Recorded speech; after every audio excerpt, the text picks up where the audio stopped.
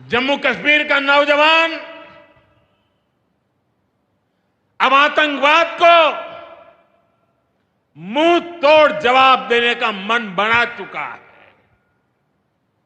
ये वो आतंकवाद है जिसने घाटी में स्कूल जलाए, और सिर्फ स्कूल यानी इमारत नहीं जलाई थी, दो पीढ़ी का भविष्य जला दिया था, अस्पताल तबाह किए,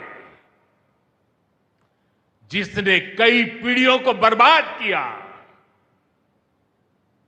यहां जनता अपनी पसंद के नुमाइंदे चुन सके, यहां चुनाव हो सके, ये भी आतंकवाद के चलते बड़ी चुनौती बन गया था।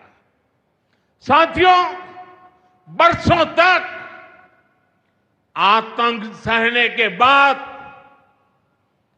जैसे जम्मू कश्मीर ने इतनी बर्बादी देखी थी कि जम्मू कश्मीर के लोगों ने सपने देखना ही छोड़ दिया था। आतंकवाद को ही अपना भाग्य मान लिया था। जम्मू कश्मीर को इस स्थिति से निकालना जरूरी था, और हमने ये करके दिखाया है। आज जम्मू कश्मीर का नौजवान नए सपने भी देख रहा है और उन्हें पूरे भी कर रहा है। अब कश्मीर का नौजवान बाजारों को, शॉपिंग मॉल्स को, सिनेमा हॉल को गुलजार देख करके खुश है। यहां के लोग जम्मू कश्मीर को फिर से फिल्मों की शूटिंग का प्रमुख केंद्र बनते देखना चाहते हैं। इस क्षेत्र को स्पोर्ट्स का हब बनते देखना चाहते हैं। यही भाव हमने अभी माता खीर भवानी के मेले में भी देखा है। जिस तरह हजारों लोग माता के दर पर पहुंचे, वो नए जम्मू कश्मीर की तस्वीर दिखाता है। अब 3 तारीख से अमरनाथ यात्रा भी शुरू होने वाली है। ईद की उमंग भी हम चारों तरफ देख रहे हैं। विकास का जो वातावरण जम्मू कश्मीर में बना था, वो पहलगाम के हमले से डिगने वाला नहीं है। जम्मू कश्मीर के आप सभी लोगों को और आप सबसे नरेंद्र मोदी का वायदा है। मैं यहां विकास को रुकने नहीं दूंगा। यहां के नौजवानों को सपने पूरा करने से कोई भी बाधा अगर रुकावट बनती है, तो उस बाधा को पहले मोदी का सामना करना पड़ेगा। साथियों, आज 6 जून है। याद कीजिए, 1 महीने पहले, ठीक 1 महीने पहले 6 मई की वो रात पाकिस्तान के आतंकियों पर कयामत बरसी थी।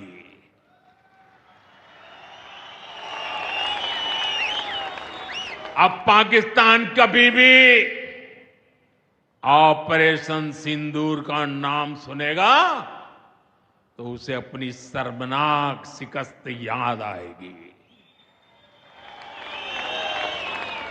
पाकिस्तानी फौज और आतंकियों ने कभी सोचा नहीं था कि भारत पाकिस्तान में सैकड़ों किलोमीटर अंदर जाकर के आतंकवादियों पर इस तरह वार करेगा। बरसों की मेहनत से उन्होंने आतंक की जो इमारतें बनाई थी वो कुछ ही मिनटों में खंडहर में बदल गई है। और ये देख पाकिस्तान बुरी तरह बौखला गया था और उसने अपना गुस्सा जम्मू के पूंछ के दूसरे जिलों के लोगों के पर भी निकाला। पूरी दुनिया ने देखा कि पाकिस्तान ने कैसे यहां घर उजाड़े, बच्चों पर गोले फेंके, स्कूल अस्पताल तबाह किए, मंदिर मस्जिद गुरुद्वारों पर शेलिंग की। आपने जिस तरह पाकिस्तान के हमलों का मुकाबला किया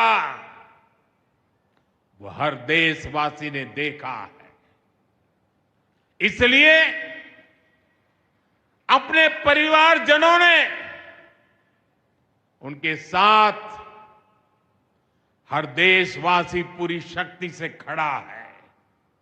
साथियों, जिन लोगों की क्रॉस बॉर्डर फायरिंग में मृत्यु हुई है